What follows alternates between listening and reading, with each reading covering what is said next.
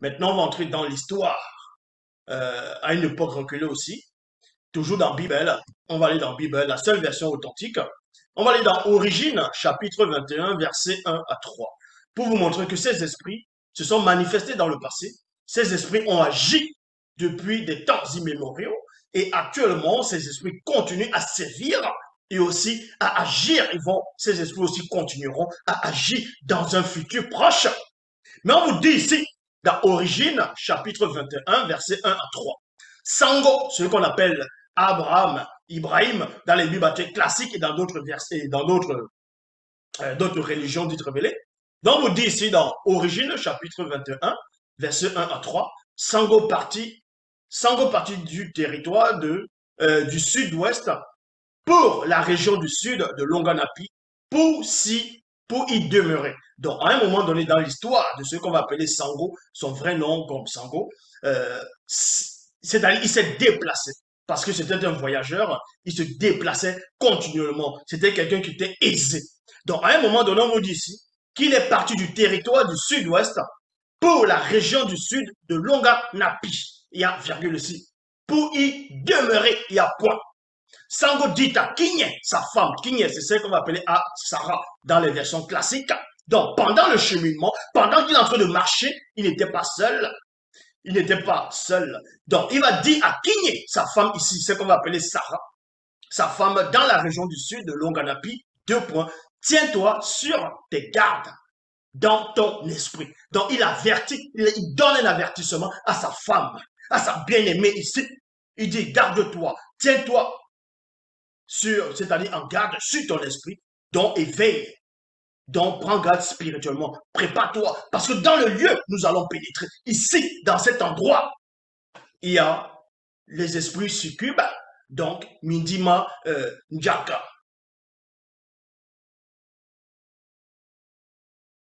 Kanja plutôt, qui sévissent ici, là, qui abusent intimement des femmes par la complicité d'un sorcier. Donc il dit ici, Sango dit à sa femme, Sango dit à King et sa femme dans la région du sud de Longanapi, du sud de Longanapi, tiens-toi sur ta garde dans ton esprit durant ton sommeil. Durant ton sommeil, parce que ces esprits ne vont pas venir directement quand tu es éveillé pour abuser de toi. Mais ils peuvent te subjuguer, non pas subjuguer, mais ils peuvent te suggérer plutôt des pensées occultes, des pensées sexuelles pour préparer le terrain, pour tâter le terrain, pour ouvrir la porte. Comme ça, quand tu auras un petit sommeil, quand tu auras un assouplissement, c'est là où ces esprits vont pénétrer pour abuser de toi. Car le grand chef de la région a en lui un puissant esprit d'incube, virgule, le démon mal qui abuse intimement des femmes endormies. Donc Sango était déjà averti par rapport à cet homme-là, par rapport à ce sorcier-là, par rapport à ce chef de cette région. Sango n'était pas le seul qui connaissait cela. Il y avait certaines personnes qui connaissaient l'histoire de cette personne, de ce sorcier-là, de ce chef de cette région. Donc Sango, néanmoins, il avertit sa femme. Tu tiens-toi sur tes gardes. Parce que la manière dont tu es là, la beauté que tu as là, comment tu es formé, ce sorcier-là va te remarquer à un moment donné. Les gens vont te remarquer, donc il viendra pour absorber ton énergie, pour prendre ta substance. Donc vous dit ici, car le grand chef de la région en a en lui un puissant esprit d'incube, le démon mal qui abuse intimement des femmes endormies, c'est-à-dire qui viole des femmes. Et on va dans Temoussia, ce qu'on va appeler Job dans les versions classiques, chapitre 11, verset 18. Il est dit ceci, si tu te coucheras sans qu'aucun démon de pollution, c'est-à-dire rêve sexuel, ne te trouble. Donc, beaucoup de patriarches, beaucoup de personnes, beaucoup d'initiés, même des non-initiés graciés, parmi le peuple, ont eu affaire, ont entendu l'histoire de ces esprits-là qui agissaient déjà depuis au temps de leurs ancêtres. Et jusqu'à présent, cet esprit maintenant à frapper aussi les autres peuples. Donc je répète dans Job, chapitre 11, verset 18, il est dit, tu te coucheras sans qu'aucun démon de pollution, parce qu'ils sont là pour vous polluer. Quand ces démons vont coucher avec vous, ils vont vous polluer sexuellement. Ils peuvent rendre certaines femmes stériles, et d'autres femmes, quand le démon incube va venir abuser de vous intimement, peut même prendre la forme, peut prendre l'apparence va même prendre l'apparence on va dire de votre mari, de quelqu'un que vous désirez, de votre voisin, pour coucher avec vous durant la nuit. C'est-à-dire pendant votre sommeil, que ce soit en journée, pendant que vous êtes endormi. Donc, il va vous souiller sur le démon de la pollution. Il va pondre à l'intérieur de vous. Il va mettre la semence occulte à l'intérieur de vous. Et en ce moment, vous n'allez plus désirer votre mari. Quand votre mari aura envie de vous toucher, même de faire quelque chose, vous n'aurez pas envie parce qu'il y a déjà une autre semence occulte qui est à l'intérieur de vous. Et deux fois, ça peut vous pousser à être infidèle parce que ce sont des démons infidèles à la loi établie. Donc quand il vient vous souiller, quand il vient vous polluer par vos trois êtres, vous devenez frivole, vous devenez une femme légère. Vous commencez à accepter des pratiques bizarres. C'est pour ça qu'on a donné l'avertissement au peuple par rapport à ces esprits immondes. Tu te coucheras sans qu'aucun démon de pollution, dont rêve sexuel, ne te trouble. Il y a point ici. On va aller dans Lévitico, dans ce qu'on va appeler Lévitique, chapitre 18, verset 3. Dans Bible, Lévitique 18, verset 3, il est dit, le verbe de téter, il fera régner la tranquillité. Quand vous vous coucherez, virgule, les démons incubes et surcubes ne viendront point vous troubler. Voyez, donc ceux qui se soumettent au verbe, ceux qui ferment les portes, ceux qui sont fidèles, que ce soit dans le sens spirituel, dans le sens moral, astral, intellectuel, mental, et par rapport à la conscience visible et l'image, le visuel, ces démons ne vont pas les atteindre. Vous n'allez pas avoir ces genres de rêves. Il faut lutter. C'est pour ça que même les puissants patriarches, les initiés, ont donné des avertissements au peuple. C'est pour ça que, comme je dis ici dans Lévitique chapitre 18, verset 3, que le verbe de l'Oma, c'est-à-dire le verbe de tété, il fera régner la tranquillité. Pourquoi la tranquillité? Parce que le peuple, une grande partie du peuple qui désobéissait aux lois, était accoutumé à recevoir les visites de ces esprits infidèles, de ces esprits de pollution, des rêves sexuels, dont le peuple devenait aussi infidèle. Le peuple était troublé journellement. C'est pour ça que la loi a été apportée. On les demande de sortir, de transcender les consciences et de venir dans le véritable. Et quand ils marchent selon le verbe, c'est là où maintenant le verbe de tété va faire régner la tranquillité. Quand vous vous coucherez, virgule, les démons incubes et succubes ne viendront point vous troubler. Donc ces démons ont agi. Ils agissent sur ceux qui sont, que ce soit fidèles ou infidèles, si vous laissez une porte ouverte par mégarde. Et ces démons agissent sur ceux qui sont sans mari et femme, sur les célibataires, même sur ceux qui sont mariés. C'est pour ça que dans Nombre, dans Misongui, chapitre 5, au verset 1, il est dit, lorsqu'une femme mariée dévie involontairement, c'est-à-dire volontairement plutôt, dans son état conscient, de ses devoirs et devient infidèle en trompant sexuellement son mari, virgule, que ce soit en pensée, vous voyez, que ce soit en pensée, il y a virgule, en parole c'est quoi? Certains disent que, mais comment tu vas commettre l'infidélité sexuelle juste en parole? Oui, il y a des gens qui commettent l'infidélité sexuelle en parole. Oui, pourquoi? Parce que vous pouvez voir une femme qui passe là des formes, vous êtes marié, vous êtes avec vos amis, vous dites celle-là, si je l'attrape, je vais le faire comme ça, comme ça, comme ça. Là, c'est déjà l'infidélité. Vous êtes déjà en train de parler ici. C'est pour ça que Bible, la seule version authentique, parle avec précision. Donc, je répète, on vous dit ici dans Nombre chapitre 5, au verset 1, on donnait des lois au peuple, afin que ce peuple ne puisse s'égarer.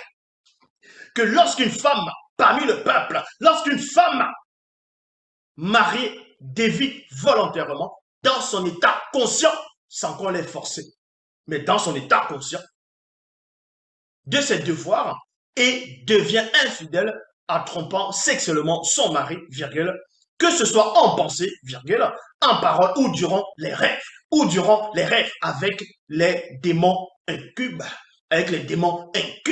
virgule. Si cela est demeuré caché aux yeux de son mari et que cela soit resté dissimulé, mais qu'elle se soit souillée sans qu'il n'y ait de démons, c'est-à-dire sans qu'il y ait de témoins contre elle et sans qu'elle ait été surprise, virgule, point virgule, si le démon de jalousie s'empare de son mari et qu'il soupçonne sa femme qu'elle se soit effectivement rendue impure ou non, il y a virgule ici, dans ce cas, l'homme conduira sa femme vers l'initié en chef consacré. Parce qu'il y avait des signes quand une femme a été polluée durant ses rêves, durant ses nuits, ou bien dans la journée quand elle fait une sieste, avec les démons incubes, il y a des signes.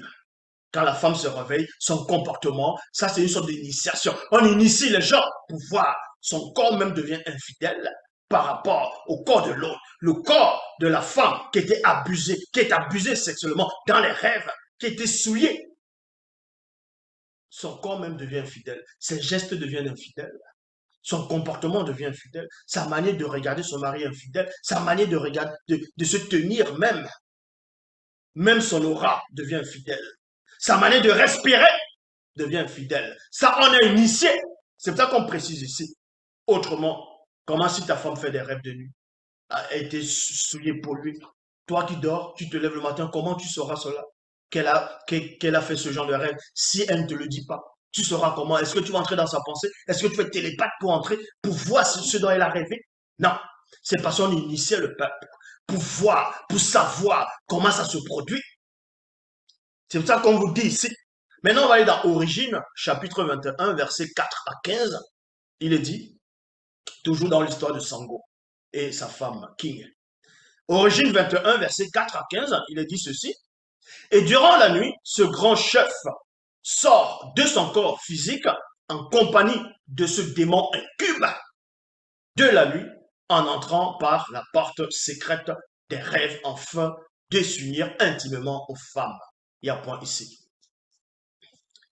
Dans le plan visible, il y a aussi d'autres catégories de démons, ce qu'on va appeler les ébandats, c'est-à-dire les satyres, les démons en forme de bouc. Il y a des hommes qui passent le temps à violer des femmes, à violer des petits-enfants, à violer même des mémés, des grands-mères. Bref, ils violent presque tout ce qu'eux pensent bouger. Parce qu'ils veulent violer. Ils ont des appétits sexuels démesurés. Ce sont les ébandats, c'est-à-dire les démons, les satyres en forme de bouc. Et deux fois aussi, ces esprits-là, les esprits succubes et incubes, peuvent aussi les inspirer, parce que les noms ce sont des esprits violeurs. Ils vont inspirer la personne, posséder la personne, pour que la personne aille violer une femme. Vous voyez? Et quand la personne va aller violer, pendant que quelqu'un va violer, vous voyez, pendant que la personne est en train de violer, ces démons-là aussi qui sont à cette personne prennent plaisir. Donc, peu importe la personne qui est en face, que ce soit un handicapé ou pas, ces démons-là prennent plaisir. La personne s'y prend plaisir. Et quand vous êtes possédé par les démons sexuels, vous avez tellement envie, même si vous n'allez pas violer, vous allez faire la cour à une femme, vous allez voir une femme, d'autres vont même aller voir une prostituée. Et pendant l'acte sexuel, il va, tout le désir qu'il va avoir en lui, il va, c'est-à-dire, la personne peut faire moins de 5 minutes parce qu'il n'a pas de performance sexuelle. Il va faire moins de 5 minutes. Sa semence va sortir. Il aura l'impression qu'il a duré sur cette personne. Donc, ça veut dire que, comment ça se produit? L'impression d'avoir duré sur une personne alors que vous êtes infidèle. Un homme aura l'impression qu'il a duré sur une femme, et alors que sa semence, soit c'est un éjaculateur précoce, soit voilà, parce qu'il n'a pas de performance sexuelle, donc il va, comme je dis, il aura l'impression d'avoir duré sur la femme, et pourtant la femme, ce qui n'a pas duré, il va penser qu'il est performant, la personne va penser qu'elle est performante, et c'est là où vous allez voir que ce sont les démons qui jouent ainsi dans le subside de cette personne-là, dans la conscience de cette personne-là. Comment, de quelle façon. Donc, l'impression que la personne aura d'avoir duré, c'est parce que le démon, dans le sens astral de la personne, a mis long. Vous voyez? Mais cette personne va ressentir en gros ce que le démon va ressentir. Et quand cette personne va se vider, va faire sortir sa semence, cette personne, à un moment donné, va être dégoûtée après. Va être dégoûtée après. Que waouh, qu'est-ce que j'ai fait?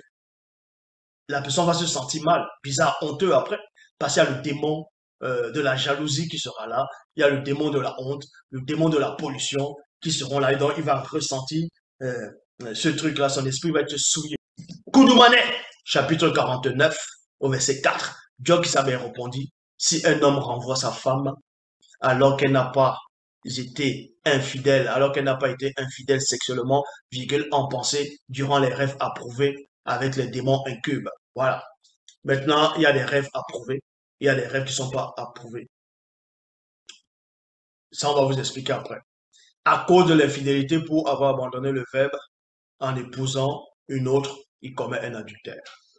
Il y a des gens, que ce soit hommes ou femmes, qui ont des rêves de pollution. Et quand ils se lèvent le matin, ils aiment ça. Ils prennent plaisir à ça. C'est-à-dire que tu as approuvé, donc tu as commis une faute. Maintenant, quelqu'un peut avoir, par mégade, il ouvre une porte parce que le soir, il a dû regarder une série, un film érotique, un film où il y a eu des scènes érotiques, où il y a eu peut-être les gens qui s'embrassent. Bref, une image, que ce soit même en route, où il a convoité une femme durant la journée et il rêve maintenant. Non pas que il a convoité injustement, c'est-à-dire ces gens ont regardé, mais après, il a, il a résisté. Mais sauf que quand tu regardes, tu sens un désir qui entre en toi, dans ton cœur. C'est comme si ça entre. Tu dis waouh. Après, tu dis non, non, tu te mets à prier que ça parte. Mais si c'est pas parti, parce que tu n'as pas su comment prier, le soir, l'image apparaît, le démon incube ou succube prend la forme du désir que tu as ressenti et va avoir des rapports avec toi. Dans ce cas, tu te lèves, tu demandes pardon à l'Oba, tu pries, parce que tu ne l'as pas fait volontairement. Maintenant, ceux qui le font volontairement, c'est parce qu'ils désirent. Ils regardent des images érotiques, pornographiques exprès. Ils aiment ça, ils aiment convoiter les femmes, désirer. Et quand ils ont ces rêves, c'est parce qu'ils ont approuvé ce rêve.